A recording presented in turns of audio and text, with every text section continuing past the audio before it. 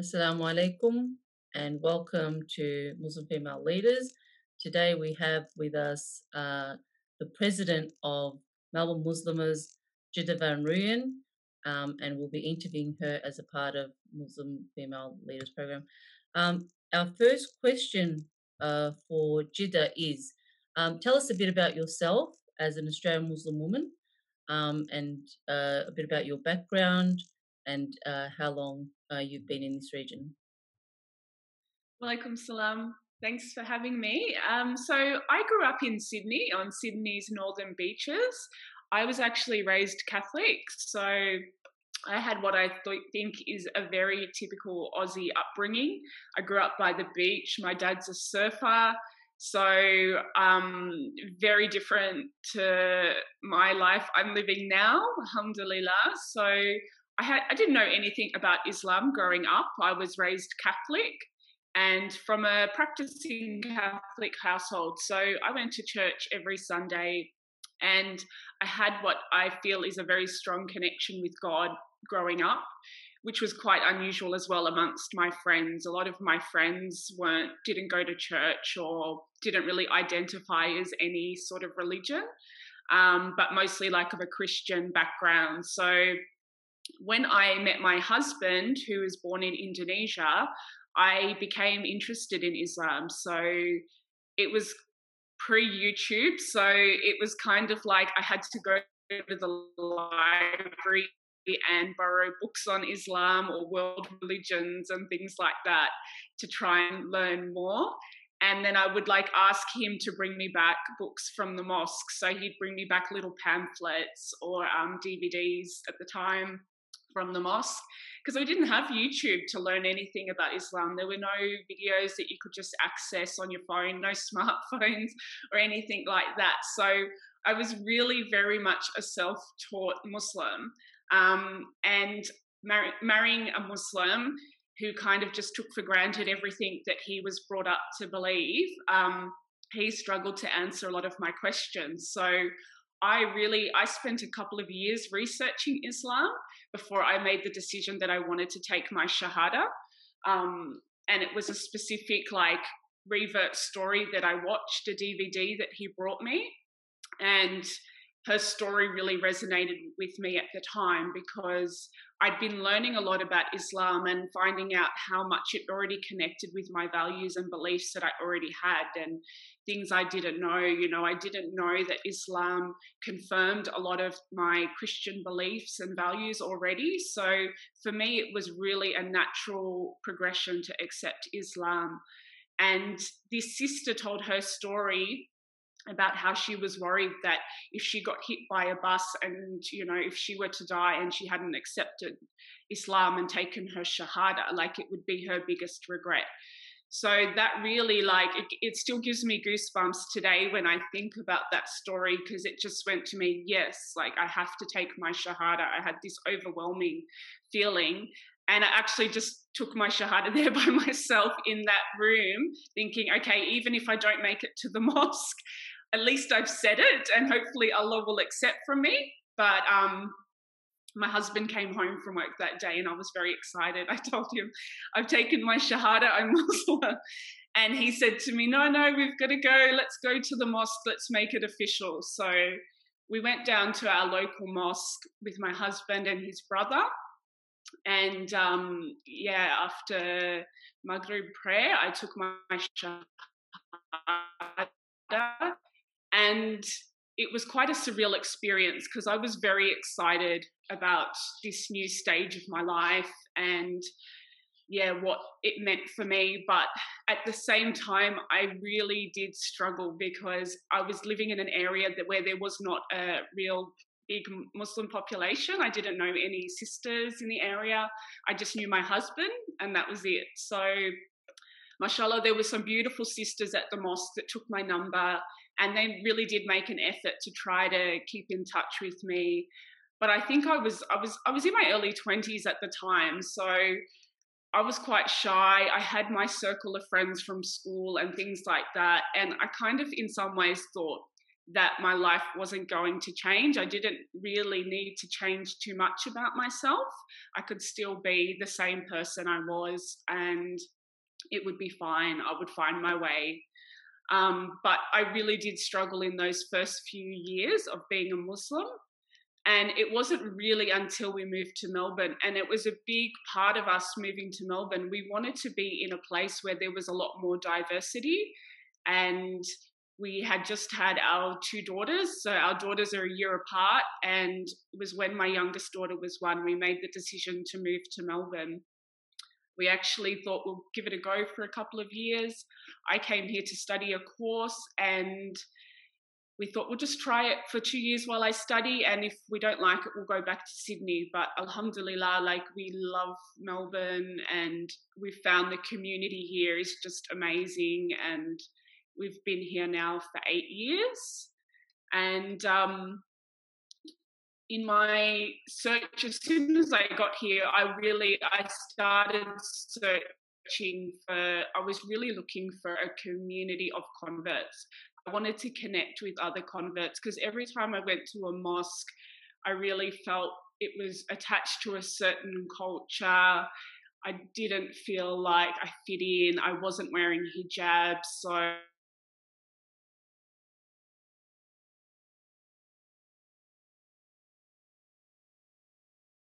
hijab at the time. So I really wanted to find a place where I could connect with other converts.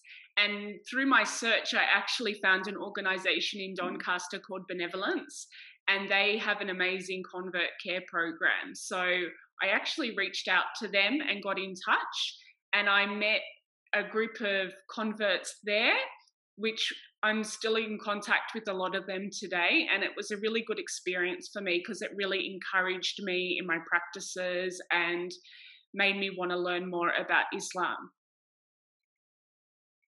What an inspiring journey you've had, Jedda. It's amazing. Allah subhanahu wa ta'ala guides whomever He wills. But I always, I'm in awe at the process.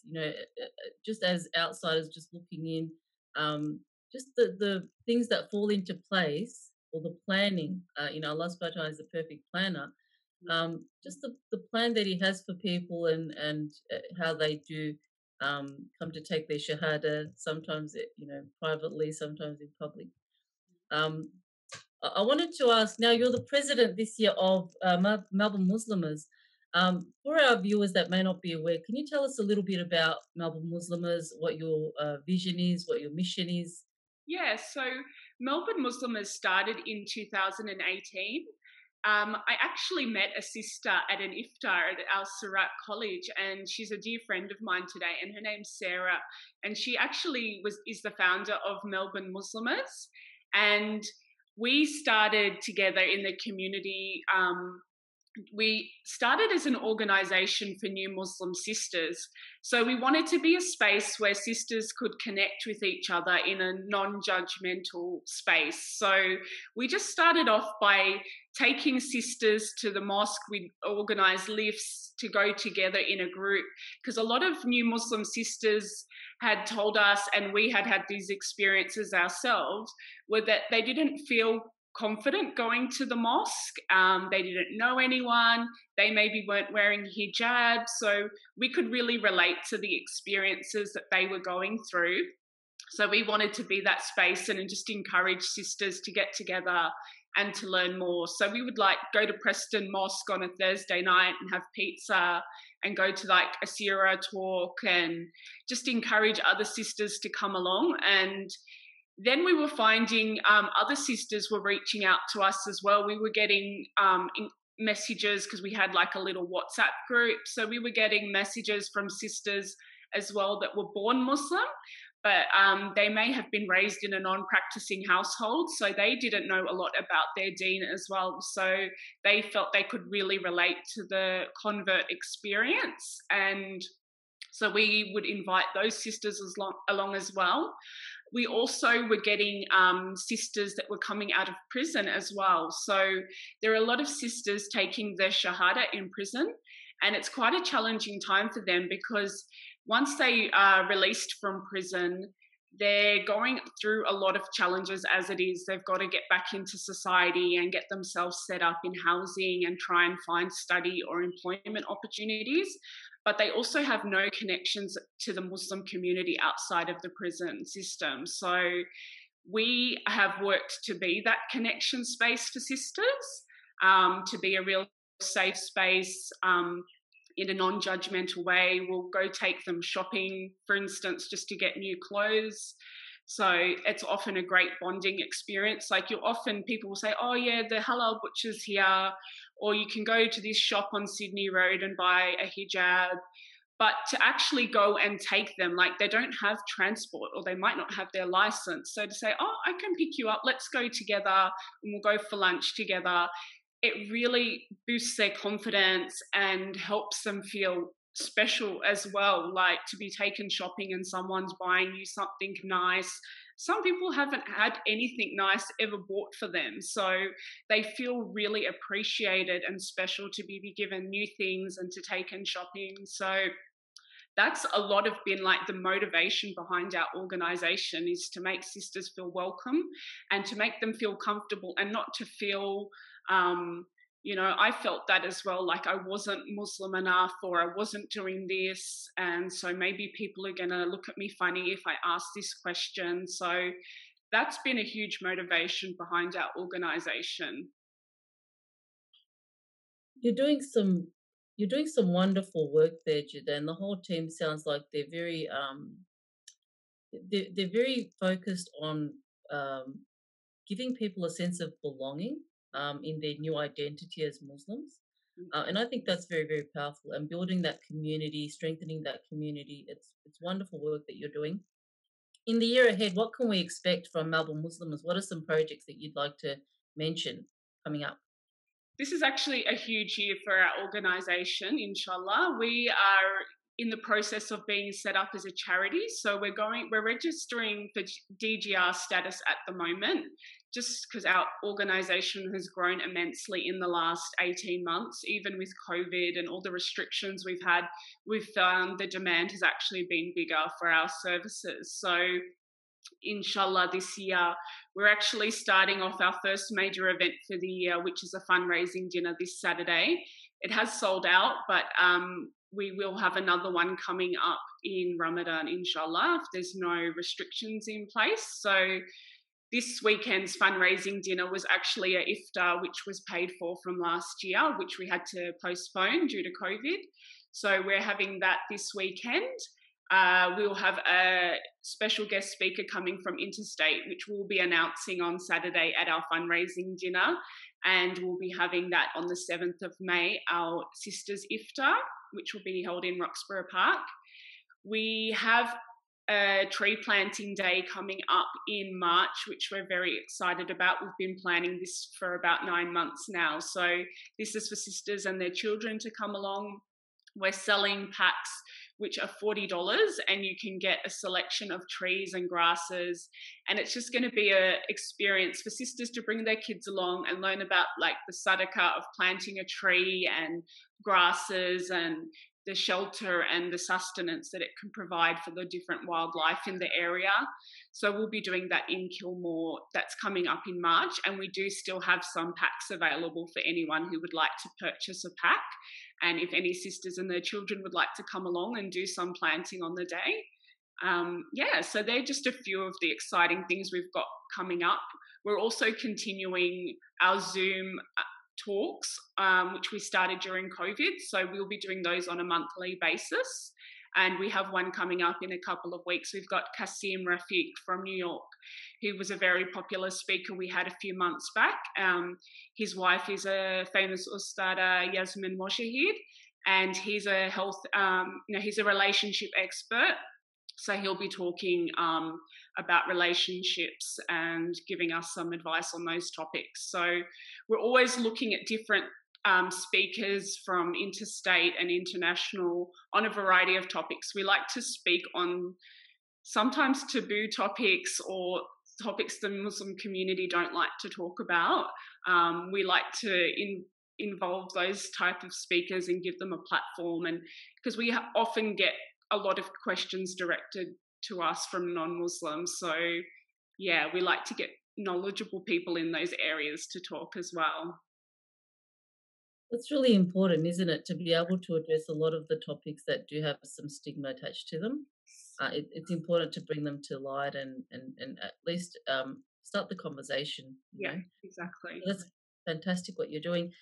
Now, in your position, in your leadership position, what advice would you give to girls or other women that are looking to pursue a position in leadership? I would suggest contacting an organization that you feel might resonate with you. Look at their values and the work that they're doing in the community and just reach out to them and see if they need volunteers. At Melbourne Muslimahs, we are searching for volunteers and it's something we've been advertising on our Facebook page. So, our volunteer opportunities range from helping us with setting up for events to taking a sister out for coffee. Like there's a range of different things that we seek volunteers for. So I feel like that's how I started my work with Melbourne Muslimahs, was as a volunteer, picking up sisters, taking them to the mosque, things like that. You really get a sense for the organisation and their values if you spend some time with the leaders of that organisation and working with them. I feel like that's a really great way to get yourself involved, and you can find out what opportunities there are for leadership in that organisation, because that's the way you'll find out, through speaking to people on the inside that know what's happening. What an interview. Um, Jeddah, for people that are watching, for people that want to find out more, either to volunteer or to support your cause, where can we find out more information? So our website's currently under construction. We have a brother working on it at the moment. It should be ready in the next few weeks. But our Facebook page has always been a great place to contact us. So if you search Melbourne Muslimahs on Facebook, we have, you can inbox us there. We have email, we have a WhatsApp number available on our Facebook page as well to get in touch with us. And inshallah, in the next couple of weeks, our website, melbournemuslimahs.org.au, will be up and running. So we'll have a contact form on there as well. Thank you so much, Jeddah, for talking to us today and sharing your journey and sharing your story with us. I appreciate your time, and we will wrap up our interview with you, and this will be uploaded to YouTube, so anyone that missed out can see it on the Asrat College YouTube channel. Thank you so much. See you next time.